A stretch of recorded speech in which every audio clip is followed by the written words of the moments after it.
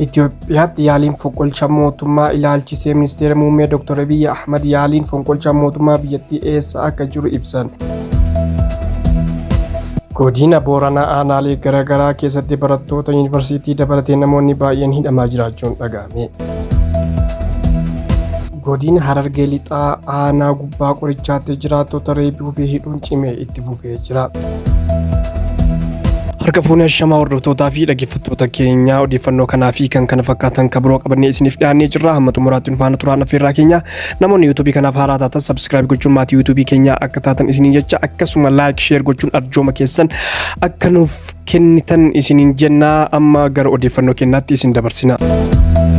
Itoophiyaatti yaaliin fonqolcha mootummaa ilaalchisee ministeera muummee Dr. Abiy Ahmed yaaliin fonqolcha mootummaa biyyattii eessa akka jiru ibsan. Yaaliin kun qaama kamiin akka taasifamaa jiru hin ibsine, garuu eenyu akka yaada kana akka qabu wayita dubbatan abbootii keenyaa fi obboloota keenya hangafaa jechuun paarlaamaaf dubbatanii jiru. Manni marii bakka bu'oota uummataa Itoophiyaa koree idilee 36ffaa bara hojii sadaffaa gaggeessee jira. Qaboo yaa'ii ajandaa koree 35ffaa irratti qabamee ture raggaasisuun kan eegale yaa'iin kun dhimmoota dinagdee, siyaasaa fi hawaasummaa irratti yaada miseensotaa keessummeessee jira. Yaadaa fi gaafilee miseensonni kaasan irratti ministeera muummee Itoophiyaa Dr. Abiy Ahmed deebii fi ibsa kennanii jiru. Miseensonni paarlaamaa waliigaltee Pirootooriyaa adeemsa jiruu fi hojiirra oolmaa waliigalchuu irratti gaafii kaasanii jiru. Akkasumas waldhabdeewwan kutaalee biyyattii keessatti deemaa jiran karaa nagaatiin akka furamuuf waan mootummaan hojjetaa jiru gaafatanii jiru. Dhimma barnootaa, qaala'insa jireenyaa, rakkoo fayyaa, malaammaltummaa fi rakkoolee baajataa naannolee haaraa hundaa'uun dhimma horsiisee bultootaa fi dhimmoota hawaasummaa fi dinagdee kan biraas gaafatanii jiru. Akkasumas miseensonni paarlaamaa waa'ee marii biyyoolessaa fi hidhattoota hirmaachisuu, miseensonni mana maree federaalaa fi naannolee mana hidhaa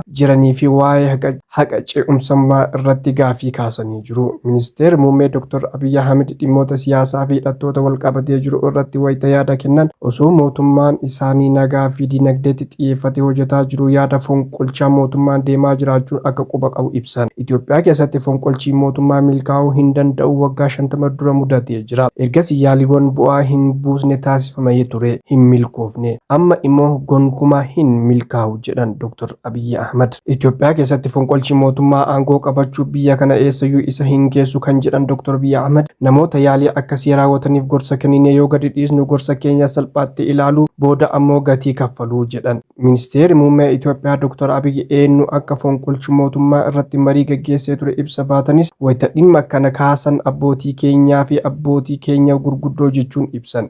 Itoophiyaa keessatti fonqolchi mootummaa teessoo hin milkaa'u jechuun wayita paarlaamaaf mirkaneessan, nuti loltoota fonqolcha mootummaa akka hin mirkoofne jaarmiyaa ijaarree jirra jedhan. Manni marii kanaaf mirkaneessuu kan barbaadu gatii nageenyaa fi kaffalamuu hundaa kaffaluu nageenya biyya keenyaa akka mirkaneessu jedhe Dr. Abiy Ahmed.